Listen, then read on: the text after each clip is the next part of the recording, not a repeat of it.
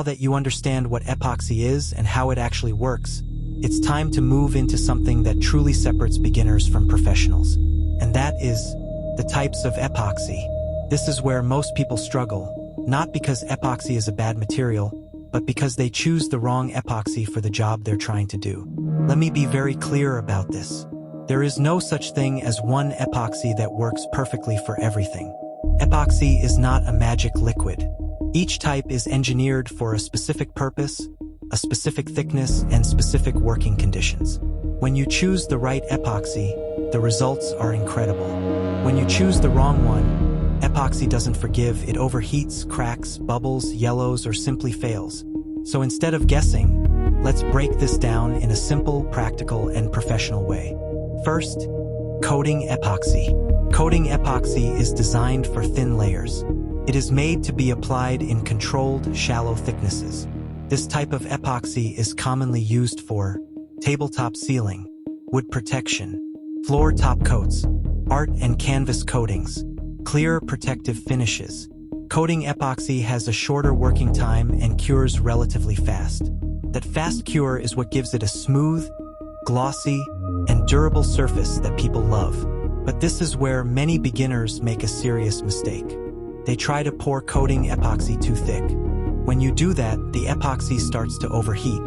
That heat leads to bubbles, cracks, soft spots, and sometimes complete failure.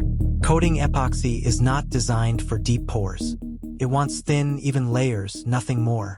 If you respect that rule, it performs beautifully. Second, deep pour epoxy. Deep pour epoxy is built for thickness. Cures slowly on purpose.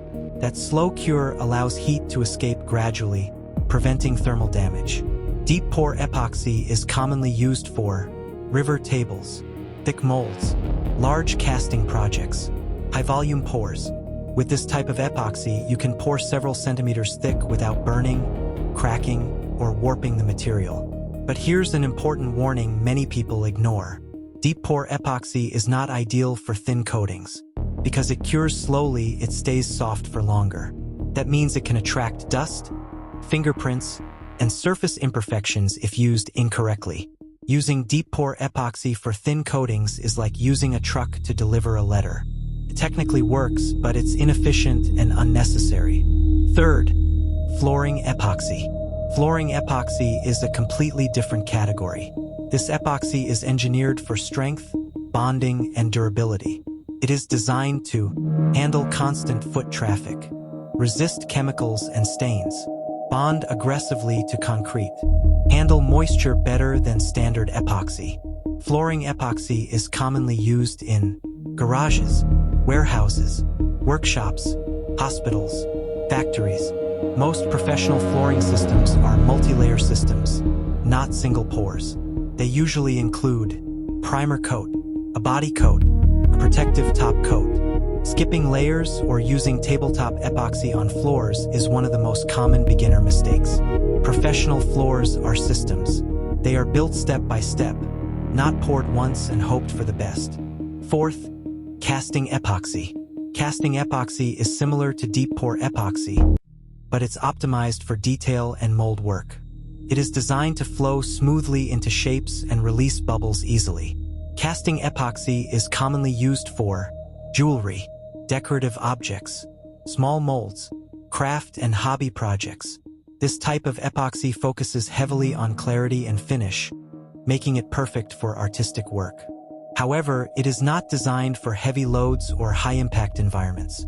That means it's great for crafts, but not suitable for floors or structural surfaces. Fifth, UV-resistant epoxy. Not all epoxy likes sunlight.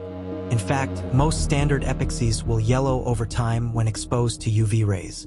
UV-resistant epoxy is designed to slow down that yellowing process.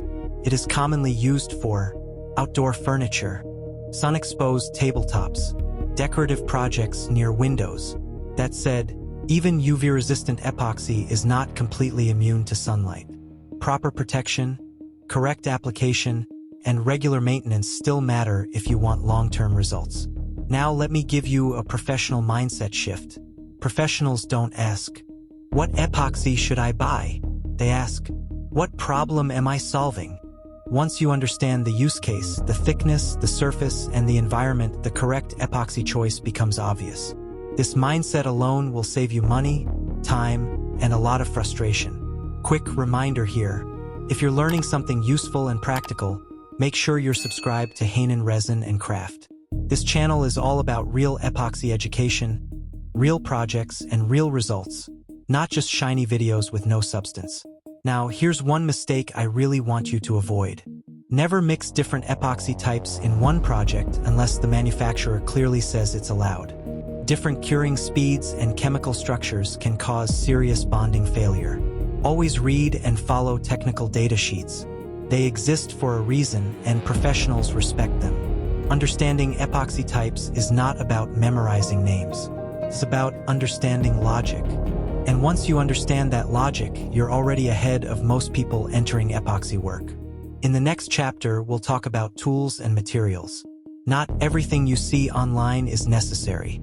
Some tools are essential, some are optional, and some are a complete waste of money. Let's move forward.